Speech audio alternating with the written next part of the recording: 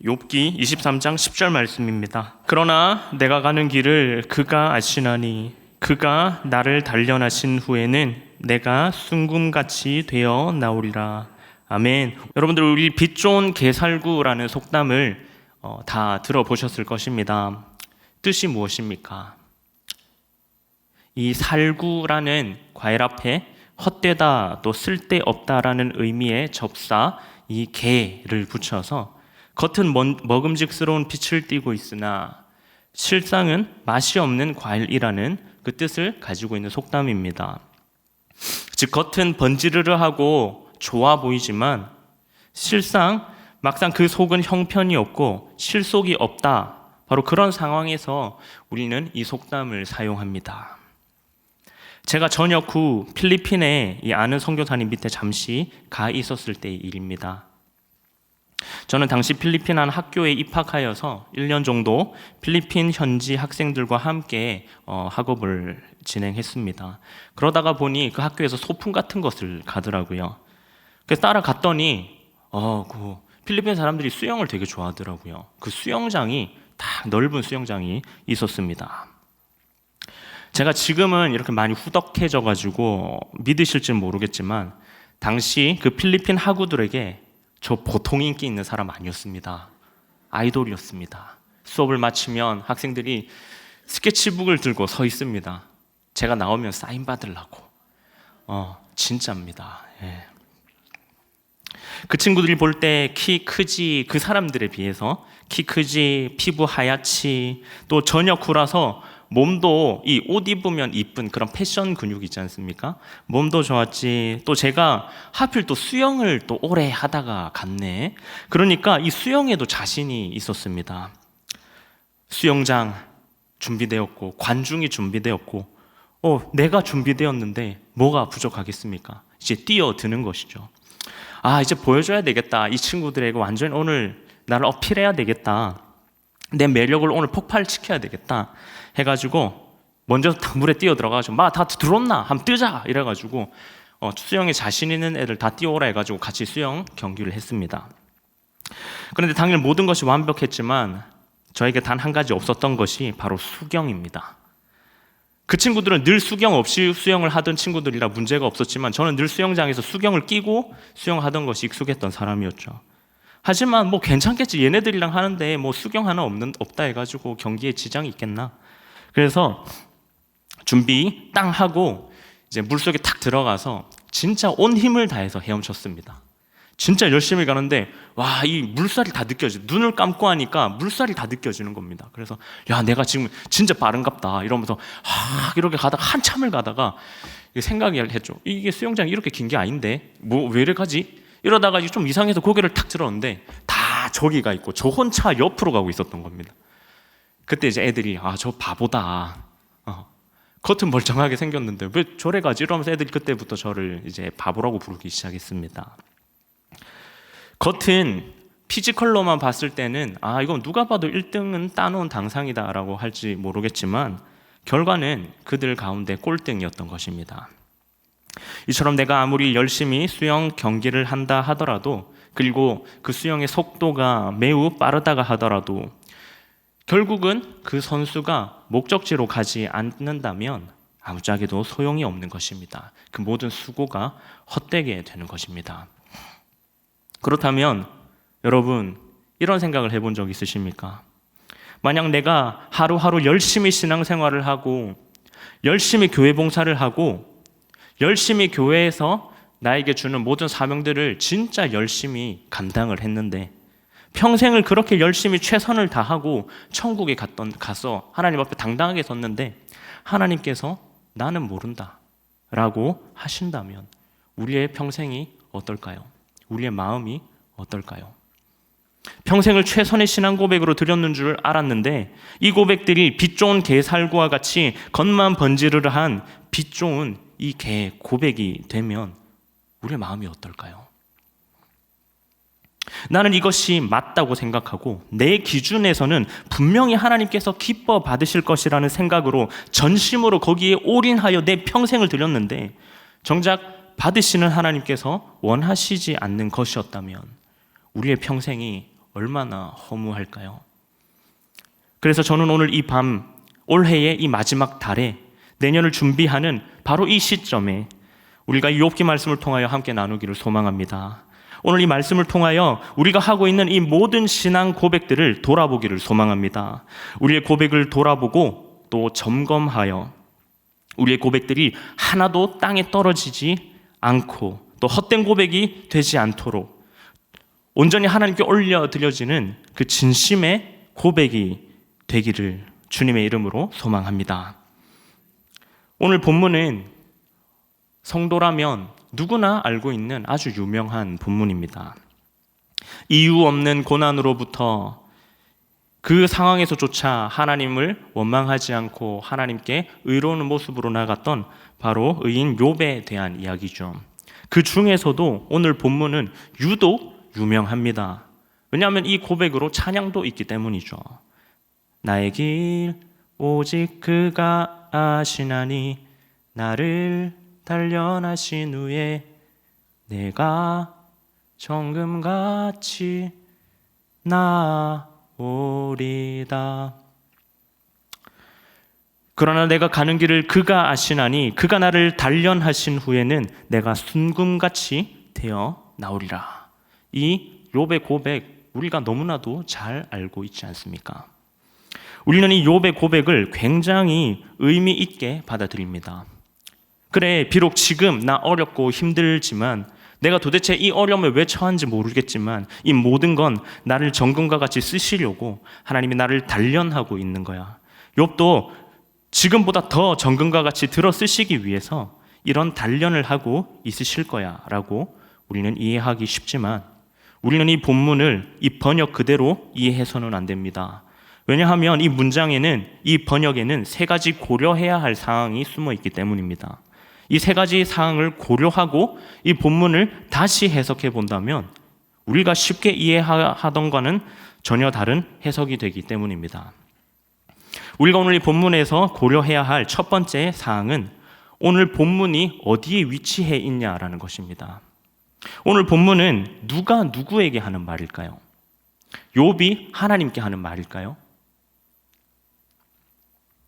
오늘 본문의 앞장들을 살펴보면 계속해서 욥과 친구들의 논쟁이 나옵니다. 욥의 세 친구가 차례로 등장하면서 욥에게 처한 이 환난된 상황을 통하여 계속해서 욥에게 일괄되게 무엇인가를 요구하고 있습니다. 그들의 공통된 요구가 무엇입니까? 너는 하나님과 화목하고 평안하라. 그리하면 복이 내게 임하리라. 친구들은 지금 이 욥에게 처한 이 많은 어려움들, 이 환난들이 욥이 알고 지었든 모르고 지었든 어쨌든 그에게 죄가 있기 때문에 하나님이 그 인과응보 차원에서 지금 벌을 내리고 있는 것이다 라고 말을 하고 있는 것이죠. 그러니 네 자꾸 죄 없다 하지 말고 하나님 앞에 회개하라. 하나님하고 화목해라. 그게 네가 회복될 한 가지 방법이다. 회개하라는 것입니다. 욥의 세 친구가 차례대로 욥을 찾아와 이러한 요구들을 합니다. 그리고 나서 이 말을 하고 나서 욥의 반응이, 그리고 마지막 엘리바스의 친구 엘리바스의 말을 듣고 나서 했던 말이 바로 오늘 우리가 읽었던 그 욥의 대답이었던 것입니다. 그리고 고려해야 할 두 번째 사항은 우리가 쉽게 받아들이는 이 단련이라는 단어입니다. 그가 나를 단련하신 후에 라고 우리는 이 번역을 그대로 받아들입니다. 마치 대장장이가 순도 높은 금속을 얻기 위하여 혹은 금속의 경도를 올리기 위하여 담금질을 하는 것으로 우리는 이해를 합니다. 하지만 이 성경에 번역되어 있는 이 단련이라는 이 단어를 히브리어 원문으로 찾아봤을 때 그 첫 번째 제1 단어 뜻으로 기록하고 있는 것은 바로 재판하다, 심판하다라는 법정 용어입니다. 그렇다면 즉 최대한 원어에 가깝게 이 말을 우리가 번역을 해본다면 하나님이 나를 재판하신 후에 내가 비로소 순금과 같다는 것을 알게 될 것이라는 이 의미가 되는 것이죠. 그리고 고려해야 할 세 번째 사항은 하나님과 욥과의 관계입니다. 욥기 1장에서 욥이 등장한 이후에 바로 욥의 고난이 시작됩니다. 1장에서 욥이 바로 고난을 당하기 시작하죠. 그래서 하루아침에 모든 것을 다 잃습니다. 그 뒤로 욥은 하나님께 수많은 고백들을 합니다. 하나님, 내가 어렵지만 하나님만은 바라봅니다. 자신의 고백을 하지만 새 친구와 논쟁을 할 때도 항상 하나님의 이름을 꺼냅니다. 내가 하나님 앞에 내 의로움을 하나님 아실 것이다 라고 하며 하나님의 이름을 계속 끊임없이 얘기하며 하나님의 이름, 하나님 앞에서 자신의 이 순전함을 자꾸 고백하고 있는 것입니다. 그런데 이 말씀을 유심히 들여다보면 욥이 하나님을 향한 고백들은 끊임없이 나오는데 거기에 대한 하나님의 반응이 단 한 번도 나오지 않습니다. 무려 38장에 가서야 하나님이 처음으로 욥에게 말씀하십니다. 그 전까지는 하나님이 욥에게 말씀하지 않습니다. 그리고 38장에 이르러서 드디어 폭풍우같이 임하셔서 욥에게 말씀을 하시는 것입니다. 즉 오늘 본문이 23장이기 때문에 38장 가기 전에 있지 않습니까? 그러므로 오늘 이 본문에 욥이 했던 고백은 욥이 아직 하나님을 인격적으로 만나지 못한 상태에서 했다는 고백이 되는 것입니다. 하나님을 인격적으로 만났던 적이 없는 상태의 욥이 했던 말이 바로 오늘 본문인 것입니다. 이 세 상황을 종합해서 우리가 이해를 해본다면 빌닷, 소발, 엘리바스 내 친구들아, 너희가 자꾸 나보고 회개하라고 하는데 난 잘못한 게 없다. 아무리 생각해도 난 없어. 자꾸 나보고 모르게 지은 죄라도 회개하라 하는데 난 없어. 그게 내 순전함은 내 하나님께서 재판대 앞에 나를 세워놓는다면 그때 비로소 내 순전함이 마치 순금과 같다라고 하나님이 판결하고 인정해 주실 거야 라는 이러한 고백이 됩니다.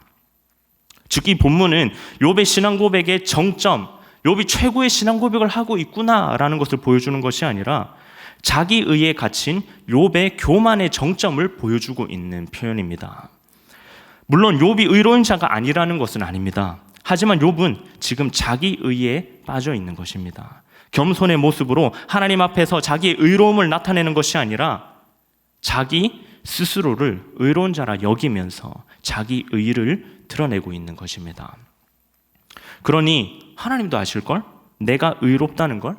하나님이 나를 판결하시면 내가 정말 이 순금과 같다는 걸, 순전한 사람이다라는 걸 너희뿐만 아니라 세상이 다 알게 될 것이다 라는 이러한 고백을 하고 있는 것입니다. 남들이 볼 때는 정말 아름다워 보이는 고백일지 모르겠으나 하나님 보시기에는 이만큼 교만한 고백, 마치 이러한 개고백도 없는 것입니다. 사랑하는 성도 여러분, 우리가 꼭 기억해야 하는 것은 하나님과 우리의 관계는 늘 하향식이어야 한다는 것입니다. 우리가 하나님께 무언가를 올려드려서 거기에 대한 반응으로 하나님의 은혜가 우리에게 내려오는 것이 아니라 늘 먼저 하나님이 내려주신다라는 사실을 우리는 꼭 기억해야 합니다. 아무것도 바랄 줄도 몰랐고 아무것도 기대할 줄도 몰랐던 인간에게 구원이라는 하나님의 선물을 주신 것은 온전히 하나님의 은혜입니다. 그리고 그 은혜는 우리가 하나님께 요구해서 온 것이 아니라 오로지 하나님의 공의로운 그 하나님의 사랑으로 우리에게 먼저 찾아오시고 내려왔다는 사실, 이것이 우리와 하나님과의 관계라는 것을 우리는 꼭 기억해야 합니다. 늘 하나님이 먼저 말씀하시고 먼저 찾아오시고 만나 주셔야 하는 것입니다. 우리가 우리 생각으로 이것이 맞다라고 생각하고 속단하고 밀어붙이면서 이거는 내가 생각해도 하나님 진짜 기뻐하실 거야, 내가 이거 드리니까, 내가 이만큼 이러한 일들을 하니까 하나님 기뻐하시겠지, 속단하고 맹신해서는 안 된다는 것입니다. 늘 먼저 겸비한 모습으로, 겸손한 모습으로 하나님의 의중을 물어야 하는 것입니다. 그렇지 않는다면 우리가 들려는 그러한 모든 고백들은 우리의 기대와는 다른 방향으로 흘러갈지 모르게 됩니다. 과거 이스라엘 백성들이 출애굽을 하여 시내산에 도착하여서 모세를 기다릴 때 어땠습니까? 그들은 산 아래에서 올라간 모세를 기다리며 그들이 무엇을 할 수 있을까를 생각합니다. 그리고 나서 의견을 모으죠. 우리 지금 모세가 안 내려오니까 우리 하나님께 화목제를 드리자. 그래서 새벽부터 이스라엘 백성들이 일어나서 화목제를 드립니다. 근데 그냥 드리기 뭐 하니까 우리가 봤던 것 중에 최고의가 무엇이냐? 우리 최고의 것을 모아가지고 최고의 모습을 만들어서 그거 가지고 예배 드리자. 그들 포로였지 않습니까? 그들이 가진 게 무엇이 있겠습니까? 근데 그 중에서도 금부치를 다 모아가지고 그럼 이것으로 무엇을 만들 것이냐? 우리가 이집트에서 400년 동안 종살이 할 때 봤던 것 중에 제일 좋았던 게 뭐지? 송아지였구나. 그럼 그 송아지 모양 만들어가지고 우리가 하나님께 예배하자.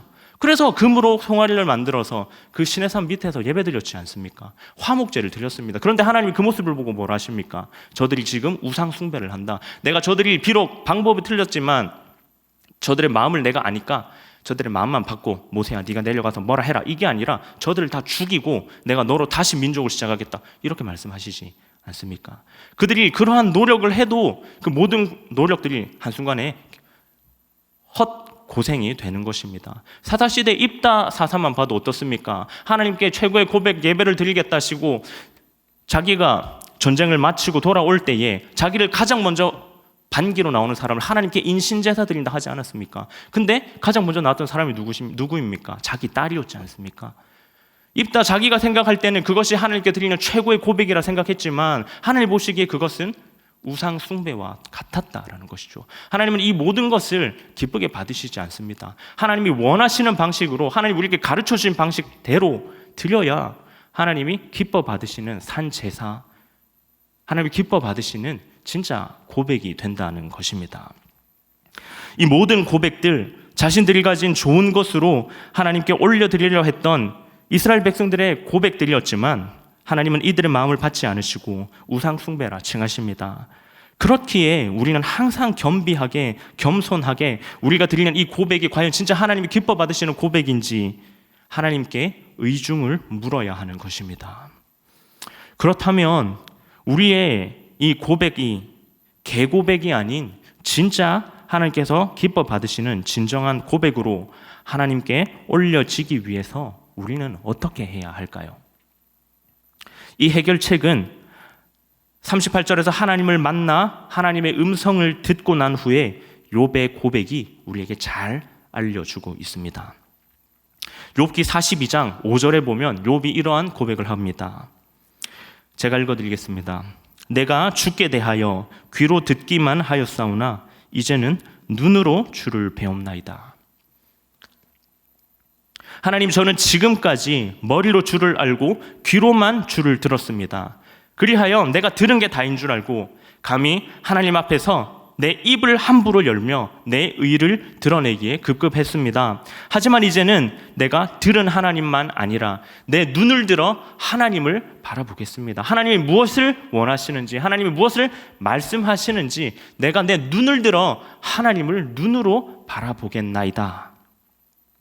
주 앞에서 나를 겸손하게 하시고 겸비하게 나를 주 앞에 드립니다. 이 고백을 하나님을 만난 이후에서야 욥은 하는 것입니다. 23장에 그 교만의 정점을 찍었던 욥은 38장에서 허리를 동이고 너는 여호와 앞에서 잠잠하라라는 그 하나님의 음성을 들은 이후에 겸손의 정점에 다다른 이 고백을 하는 것으로 바뀝니다. 사랑하는 성도 여러분, 이처럼 우리의 모든 고백이 우리의 머리, 우리가 알고 있는 우리 기준의 하나님께 드리는 고백이 되지 않기를 소망합니다. 뭔가를 드리려 하기 전에 먼저 하나님께 의중을 여쭙고 우리가 우리 허리를 동이고 겸비한 모습으로 엎드리기를 소망합니다. 그리고 우리가 알고 있는 바로 그 안에 갇혀서 하나님을 섬기는 것이 아니라 오직 우리의 눈을 들어서 우리 내 앞에 펼쳐진 그것만 보고 급급하게 가는 것이 아니라 내 눈을 들어 그 산 위에서 나를 도우시는 하나님의 손길과 나를 인도하시는 그 하나님의 인도하심을 바라보며 하나님이 원하시는 신앙 고백을 하는 우리 성도님들 다 되시기를 소망합니다. 이것이 되고 나서 하나님께 최고의 신앙 고백을 올려드리는 우리 모두가 되시기를 주님의 이름으로 소망합니다.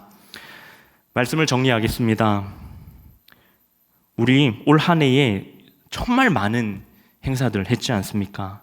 그리고 그 행사들을 하면서 수많은 고백들을 우리가 하나님께 했지 않습니까?